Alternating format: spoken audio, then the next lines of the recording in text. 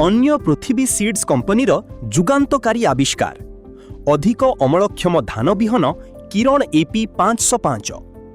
एही विहन धानर वैशिष्ट्य समय सीमा खरीफ ऋतुरे 140 रु 145 दिन मध्यरे अमलक्षम होइथाय। गछर उच्चता 38 इंच, मध्यम मोटा दाना एवं प्रचुर अमल।